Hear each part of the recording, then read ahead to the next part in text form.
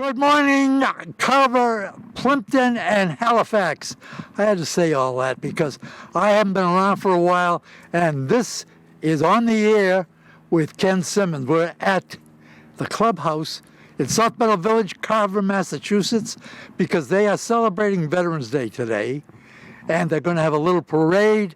And you see in back of me a Jeep that was driven in the Battle of the Bulge, and the man that drove it is here. We're going to talk to him, as well as look at this Jeep. Isn't this incredible? I look at the Jeep and I say, wow, does that bring back memories? And I say, wow, what a nice thing for South Meadow Village to do. There's a lady here by the name of Diane Finn. She's arranged this. She did it last year or the year before. It was her idea, and it caught on, and she's working her rear end off. We're going to talk to her too, if she can spare the time. So without further ado, let's go inside. There's a special guy I want to interview, and then we'll get on with the parade, and we'll get on with the festivities. This is a luncheon for veterans, but we'll get into all that. We'll be right back. See you inside.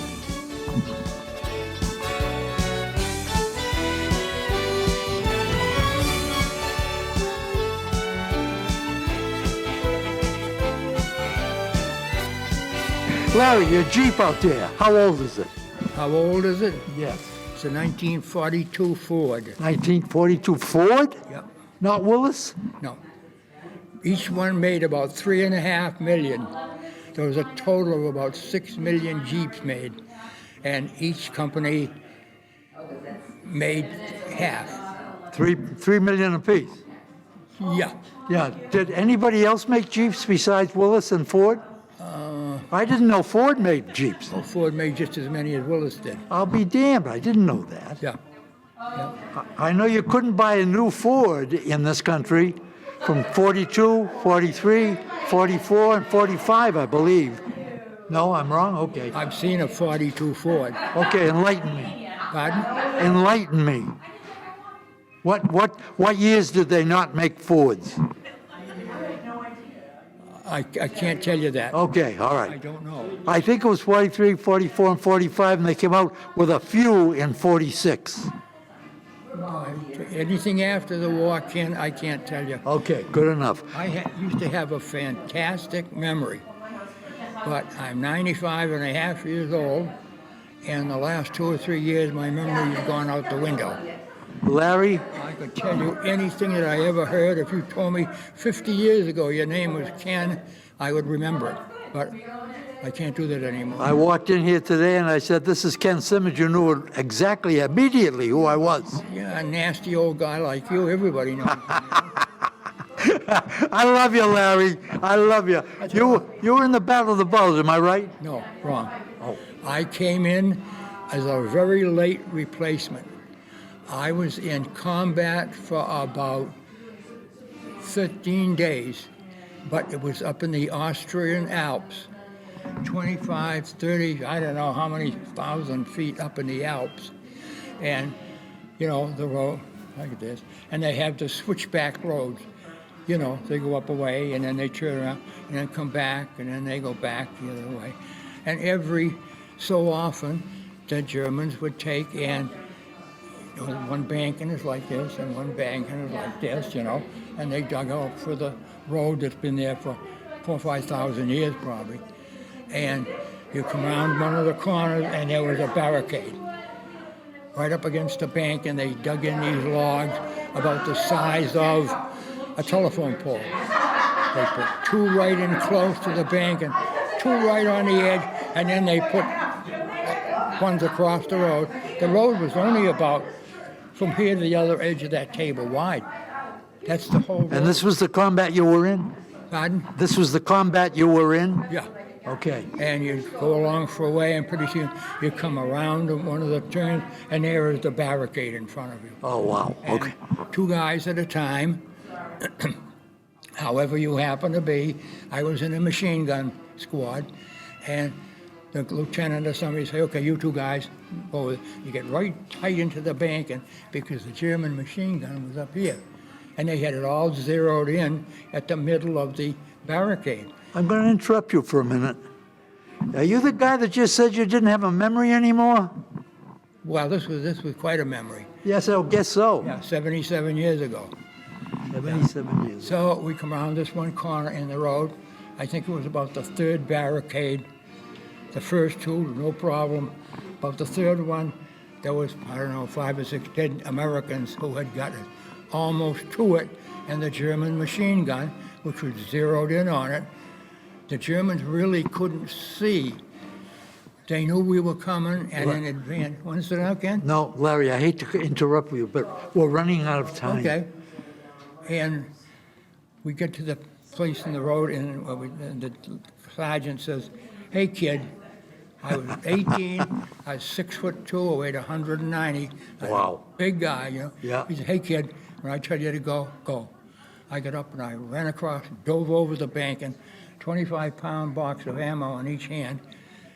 And I'm not deframing anybody, but he was very religious, and he's standing there and he's blessing himself, and he's blessing himself, and he's blessing himself.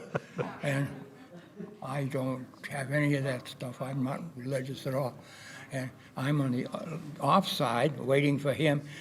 He blesses himself, got up about 2 steps, and the machine gun went off and just blew him into shreds. Oh, my right on God. the ground. Oh, Yeah, gee, that fellow right there. that's That's how close I was. That's awful. Yeah. Yeah, I'm gonna end it right here. Yeah, that was It's a it. good spot to end That it. was just one of the. Thank you so much for that. No problem. And thank you so much for your service. Yeah, yeah. I just took, on the thing here, I got the letter from the president on the table that says greetings, and you don't see many of those left. No, you don't. Greetings. You know, This is when they drafted you, right? yeah. Yeah. You didn't enlist, you were drafted. Yeah. Okay.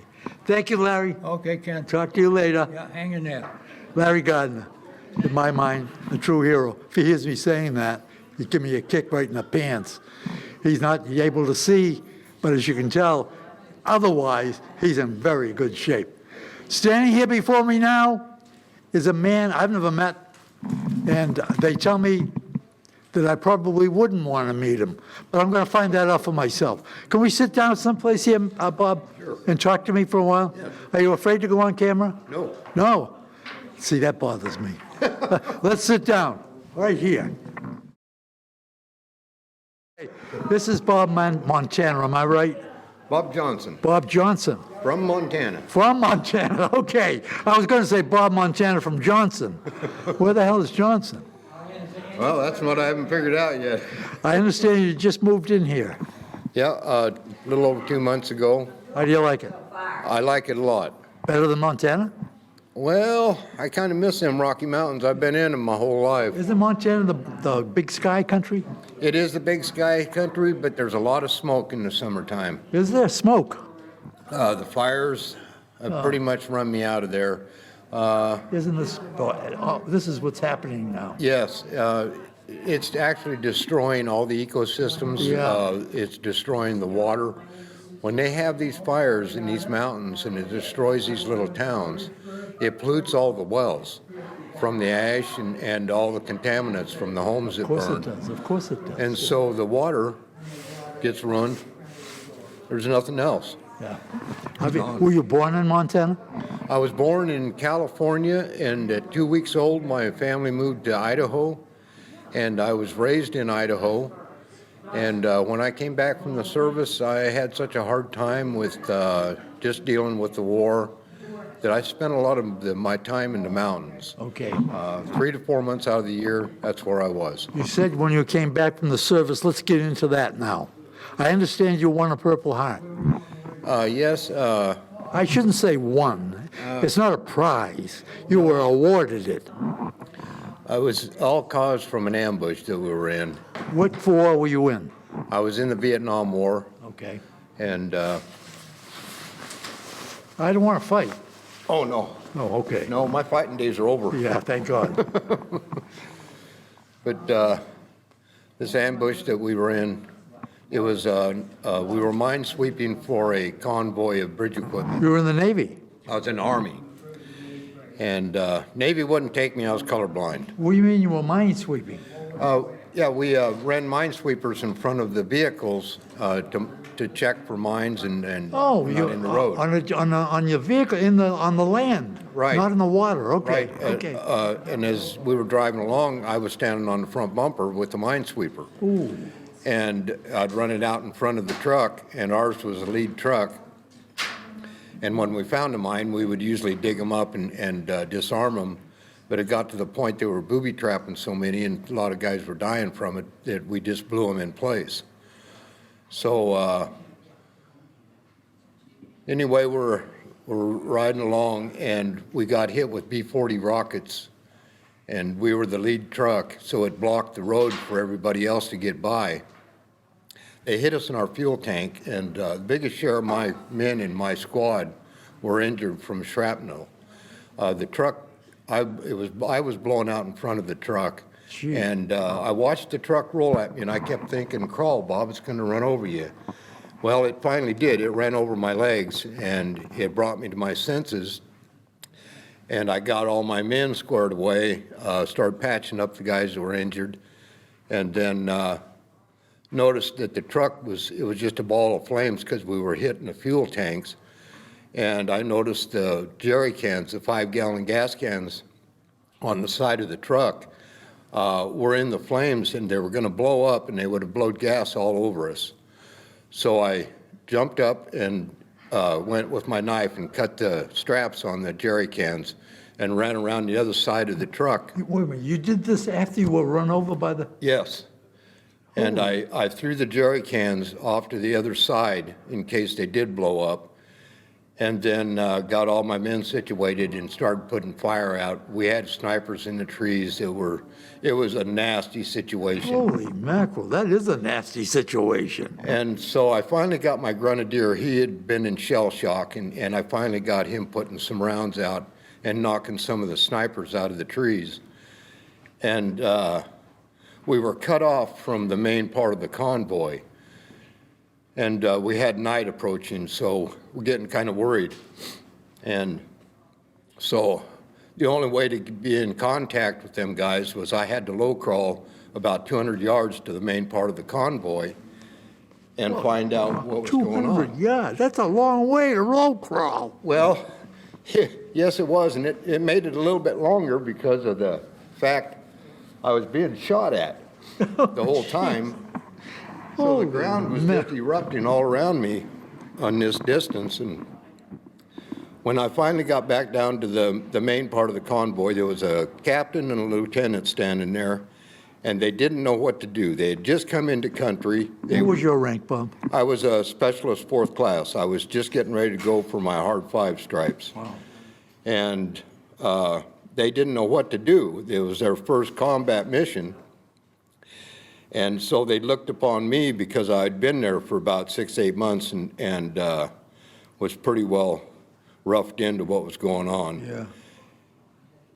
So they wanted me to take charge of the operation. They had sent a squad of men, which was South Vietnamese Army, out to patrol, which was a big mistake because we were still in the firefight. So what he did is he sent these men out to their death. And so I took the bullhorn speaker from him. I announced down the line, help the dead on, anything that'll run, put the wounded on, and let's make a run out of here because we were all going to die if we didn't do something. And we had to do it quick because, like I said, dark was approaching. Yeah, yeah. So anyway, I low-crawled back to our men and let them know what was going to happen. And we had a 5-ton dump truck come up and knock our truck off the road so we could get the rest of the vehicles by. And when we headed out of there, I was standing on the running boards of a 5-ton dump, and all of our men was in the back of it.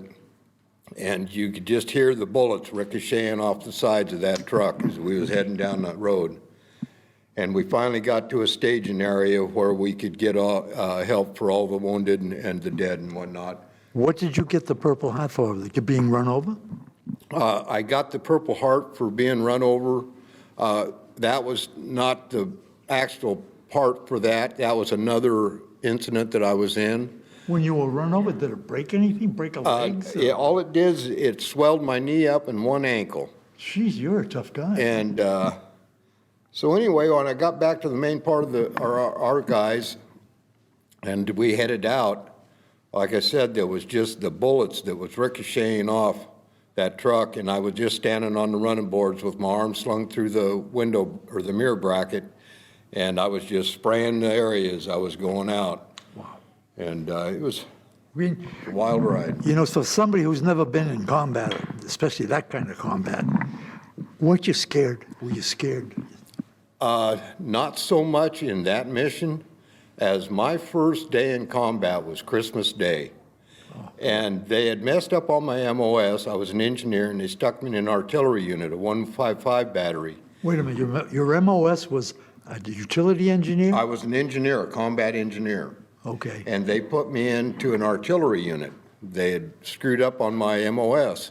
Holy mackerel. And made me an artilleryman. Well, I didn't know a thing about it, and they said, well, we'll train you. So I was there for about a month and a half, and I've been trying to get to my engineer unit. And anyway, the first day I was there was Christmas Day, and we were attacked by a regiment of NVA. And that next morning, we fired that gun until we burnt that gun up. Wow. It melted down. It literally turned white. Was it 50 caliber? It was a 155 howitzer. Oh, And it shot a 97-pound shell, whoa. and that was without the powder. That's just the shell itself. And we were setting those timers on those at point-blank range. In other words, they were just going over the berm and exploding with beehive rounds.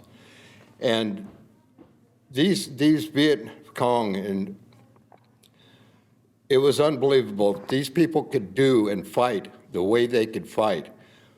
You almost couldn't shoot them fast enough. You sound like Even with the weaponry we had, you almost couldn't kill them fast enough. They would come in with such massive waves. I wasn't in Vietnam, but we got reports back here that you guys were ill-equipped. Oh, yeah. You know, it's one of the reasons I didn't stay in the military is because I seen the black market going on, and I seen a lot of our stuff being sold off by our own Really? soldiers. Yes. Really? And I was so disheartened in it that that's why I didn't make a career out of it. How long were you in? I was in for 3 years. You made rank fast. Yes, I was a gung-ho. I volunteered for every dirty detail that came Were you along. drafted or did you volunteer? I enlisted. You enlisted. Yep. How long were you in Vietnam? I was in Vietnam. I had 58 days left when I finally got injured to the point I couldn't go on anymore. We were heading for Saigon to pick up a truckload of beer and pop, and we were run off the road by a truckload of Arvins. They hit us in the side, and we went into a bomb crater at 70 miles an hour. Jeez. And when we came out of that bomb crater, we hit the highway. We was 30 feet above that highway going sideways, and I just screamed, it's gonna roll. And I just reached down and I grabbed the seat up from underneath, and that thing rolled, and then off the mountain it went. And when it stopped, I was the only one left in the truck. And all that was there was the motor, the 4 tires, and the frame. Everything else was gone. Holy. So I sat there in that little cab, and I kept thinking, well, I'm not dead, so that's a good thing. That's a good thing. But I No couldn't question move. about that. I couldn't move my right arm, and my back hurt real bad, and I was having a hard time breathing. So I went to climb out of it, and the doors wouldn't open, so I just hopped over the side, and I started going back up through the jungle where I seen it roll down through. And I could hear the guys yelling, Johnson, where are you? And I yelled, I'm right here, and I need some help.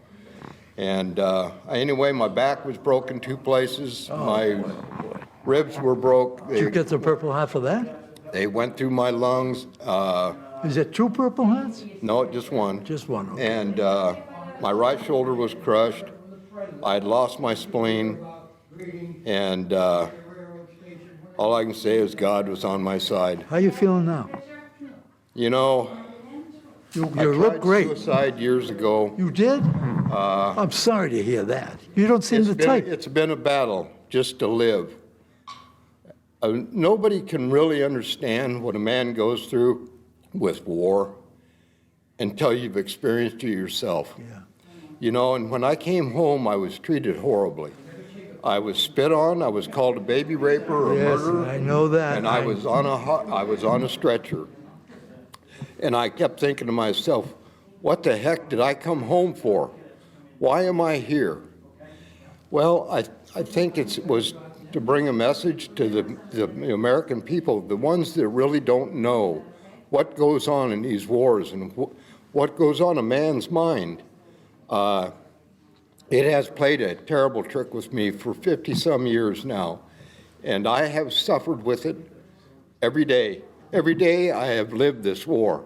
It never goes away, and I know what all these other men go through, and to see our young vets coming home and committing suicide the way that they're going out, and there's no call for it.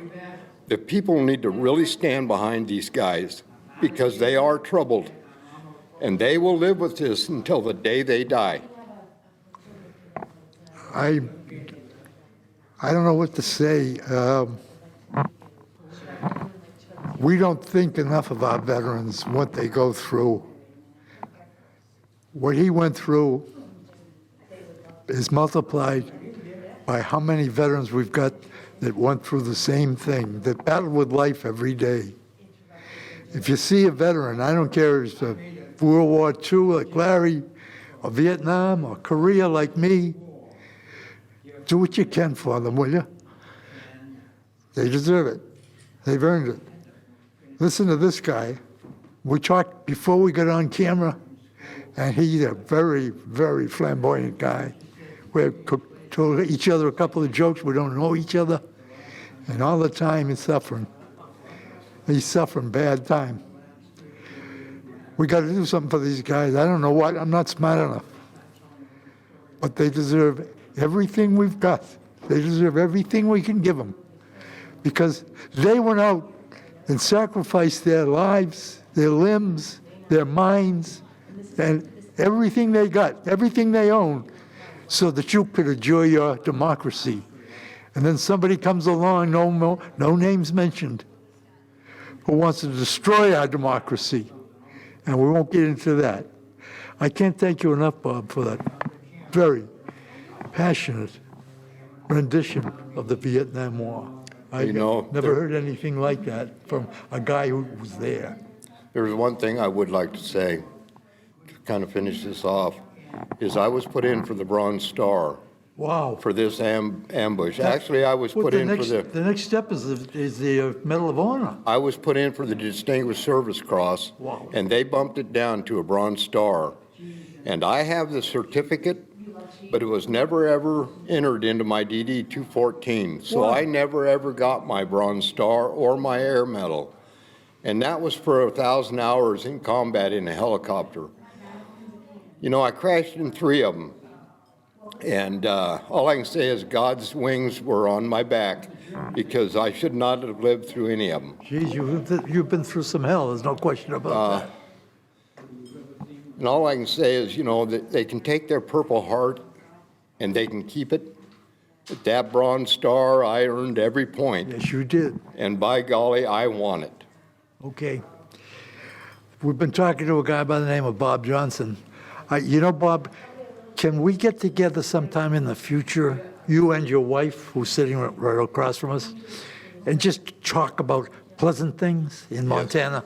Oh, yes. All right. Thank you so much for what you just said.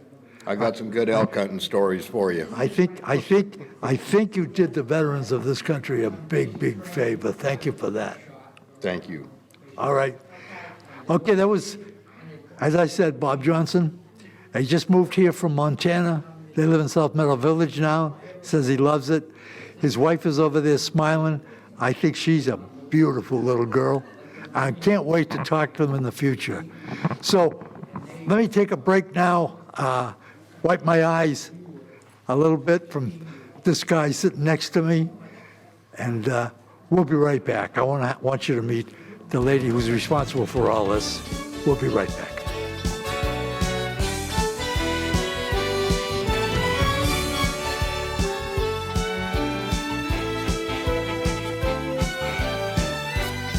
Hello, everybody. Ken Simmons back again with On the Air. I hope that you get as much out of that speech or talk that Bob gave. It was so moving. I almost got very emotional. That never happens to me because to me this is just a job. But I'm a veteran too. I didn't go through what that man did, but I know how he feels. Okay, let's lighten it up a little bit. I'm going to introduce you to a lady I've fallen in love with. She has done so many things for veterans that I can't even begin to tell you. And she gets little or no credit at all. I'd like to give her a little credit. She's a beautiful lady. She recently lost her husband, who was an Annapolis graduate. His name was Finn, not Huck, not Mickey. What was his first? Daniel. Dan Finn. I don't know, I like Huck better. I want you to meet now Diane Finn. Diane, Yes. you know I'm in love with you. I know it's not happening. It's not happening. Not happening. That's my line. It's not happening. She is such a charmer. She's got a beautiful smile. She was a school teacher. I was a teacher for over 40 years. You wrote 2 books. I have written books and more books on the way. Your daughter owns a restaurant. She owns the restaurant Brewfish in Marion. Yeah. It's a wonderful restaurant. Brewfish in Marion. Did you get that? Brewfish in Marion. A very nice. Is it open now? Oh, yes. People can go in without a mask. They can. And you live here in South Meadow Village. I do. I've lived here 5 years. And I want to give you credit. This was all your idea a couple of years ago. Yes, it was. And you couldn't get enough money, so you paid for a lot of it out of your own pocket. Just some of it, a portion of it, yes. Yeah. Is that better now? Oh, yes. The community's definitely gotten behind, and I could not do what I do without this amazing support of people who come forward and want to support veterans and honor veterans. Oh, absolutely. All they got to do is know about it. Yes, Yeah. that's right. A lot of people don't need to get them off their rear ends. But if you prod them a little bit and they hear a story like I just heard, and you just heard, and my cameraman just heard, and he's a tough old guy, and he started to cry. So I want to thank you on behalf of all the veterans in the world. I know the sign out there says, thank you SMV veterans. The sign should say, thank you all veterans. I feel this honors my husband, and my husband who gave so much himself. No question about it. No question That's why about it. this means, and also the wives. As a Navy wife, I moved 14 times in 4 years and had 2 babies in the process. And so while that's not important, what's important is that people sometimes overlook the part that the women play behind the scenes while the men are out to sea. You know, we couldn't do without women. I've been a hairdresser most of my life for women. Ava Gabor was one of my favorite customers, by the way. But I said then, when I dealt with thousands of women over the years, that God made us. And he looked down and said, hell, I can do better than that, and he made you. Because what will we do without women? But it takes a team. It takes a team, and Takes a team. and it takes a village. So No question. Yes. No question about it. So thank you for being here today. Thank you to the cameramen and the people that can tell the story so that more people can learn about our village and the extraordinary people that are here. Thank you, Diane, for all you do. Okay, I'll be talking to you later. I will. Diane Finn, my heartthrob. I have a secret crush on her. She's a little too young for me, but I can still have fantasies, can I? Okay, I'm going to cut off just for a second here, get my wits back together, and show you some more stuff. We'll be right back. Hello, we're back, and I was about to leave. I was going to say goodbye to all you people who are out there watching me and enjoying my charm, my good looks, and my infamy. And I stumbled on a young lady I think you're going to be interested in. I don't know her. Let's meet her together. What's your name? I'm Lila McGee, sir. Say that again a little slower. Lila McGee. Lila McGee. That's a nice name. Thank you, sir. You've got a uniform on, CAP, Civil Air Patrol? Yes, sir. Okay. And you got ribbons. What does that mean? So you get a ribbon every time you get promoted to a new rank, sir. Oh, what did you start as? An Airman Basic, sir. What do you know? Cadet First Lieutenant. First Lieutenant? Yes, sir. Wow. I was in the Air Force. Thank you for your service. You're welcome. I was in the Air Force, and I didn't like first lieutenants. But I happen to like you. You live in Plymouth? No, sir. I live in like the South Shore, like Norwell, sir. Oh, well, okay. And you can stop calling me sir. Just relax. How long have you been on the CAP? 2 years now. Are you married? No. How old are you? Can I ask that? Yes, sir. I'm 14. You're 14. Yes, sir. My goodness gracious! Wow, I'm so proud. Now this is it means that you're an assistant to somebody, or This here, sir? This is for color guard. So like flags and rifles, like flag ceremonies, stuff like that, sir. do you fly? We get opportunities to fly. They're called O flights, and we get around like 6 or 10 flights.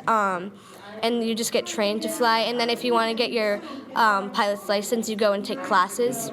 Do you have a pilot's license? Not yet, sir. You want one? Yes, sir. Okay, yeah. I don't blame you. Flying is great. And who are the people out here with us? If the cameraman can swing around just a bit, who are they? Them? Yes, the people in uniform.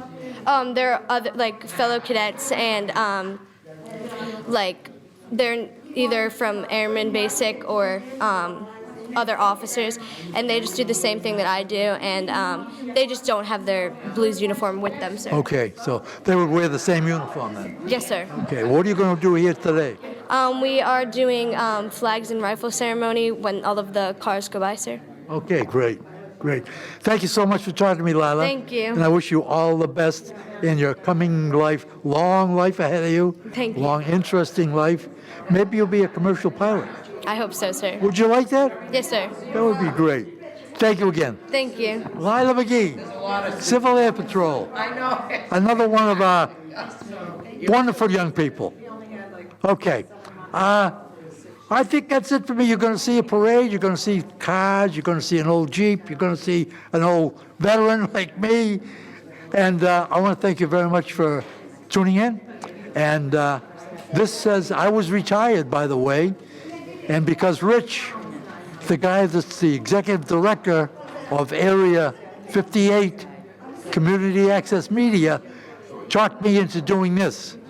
And I said, no, I can't do it. I'm too old now. But baloney, I can do it. I'm going to do more shows, so look forward to that, or whatever. Until then, I love you all. Keep a song in your heart, and I'll see you later. I want to introduce you to somebody. I think, as you can see, these young people, Civil Air Patrol, all lined up here. It brings a tear to my eye because you hear so many bad things about young people. And you can obviously see it's not all true. How many bad people are young or how many young people are bad doesn't make any difference when you get people like this. Thank you very much, all of you standing there. And you especially, Lila. I want you to meet Major Balboni. Major Balboni from I'm originally from Plymouth, Plymouth. Okay. and I'm a squadron commander of the Pilgrim Composite Squadron, located at the Plymouth Airport. Okay. Can I ask you a very crass question? Sure. A major in the Air Force, I was in the Air Force. A major in the Air Force makes a lot of money. Do you? I tend not to answer questions as such. Okay. Is it a paid position? Can you answer that? It is not a paid position for the Civil Air Patrol. I give back my time. I was active duty, and I did my time in the National Guard. And my opinion is I give back, and this is my way of giving back by teaching, mentoring, and coaching these individuals to what they are. These are the cream of the crop. Some of them have been with me for several years, others just starting out. But my job is to give back, and my fulfillment is seeing these guys come in from an individual who doesn't talk to me, very shy, to an individual that ends up being one of my best friends. And that's what I get out of the program. Are you a pilot? I am not a pilot. I am technician at heart. I'm an engineer, communications, and that's where I like. I like doing the service, not the flying. I'd rather fix it and make it work and have somebody else fly it. How many years have you been in this position? This position, about 6 years. And your official title is what? I don't think we gave that. I am a squadron commander for the Pilgrim Composite Squadron, and I also hold a position at the wing level as communications engineer. Oh, in the Air Force, we had wing, flight, squadron. Is that the same? That is the same. Okay. That's exactly how they work it. And we have national, regional, and then the state, which would be the wing. Okay, this is a national organization, is it not? Yes, we are. How many members do you have? There's approximately 55 to 60,000 members, depending upon which month you take a look. In the country? That is worldwide. And they're all young people? Most are young, and then Is you there do a have minimum age or a maximum age? cadets can join at the age of 12, and they can stay a cadet till they're 21. Wow. And some do. I have kids that are off to college right now, Embry-Riddle, Norwich University, and down at the Citadel. Wow. And several who have graduated and moved on to fly for the Navy, unfortunately, and also many that are flying for the Air You Force. said unfortunately. Yeah, because I'm more towards Air Force than I am Navy. Oh, you shouldn't be prejudiced. I'm not, but you know how it goes. Like we watch the football games. We always, we're always for the Air Force. Yeah, yeah. I don't blame you. So am I, to be honest with you. But I just, this is my first introduction to young people doing this kind of work. And why do they do this? Why? A lot of them do it for the experience, for the cadet program side, so they can have some leadership opportunities to learn to be the leader of the future. Some of them do it for emergency services, so they have, if they can't maybe not afford to go to college, they have an outlet to do something else. And or for the aerospace opportunity where they learn about the planes, they learn about shuttles. Some of them have actually gone on to work for NASA. Let me ask you a question. Their rank, whatever their rank may be, if they joined the Air Force when they got of age, do they carry that rank with them, or does that help them at all? Or? It helps them. If they reach the grade of officer, once they go through basic training, they'll graduate with 2 stripes rather than starting out with nothing. So they're immediately about a year and a half ahead of everybody else. And with the experience they get now, they're definitely years ahead of those who just want to join. Oh, that's great. I didn't realize that. That's great. It's a phenomenal program. I just wish I knew about it back when I was their age. How old is CAP? It was around when I was a kid. It goes back to 1941. Wow. So we're talking many years. Now that we're talking, 41, I was 11 years old.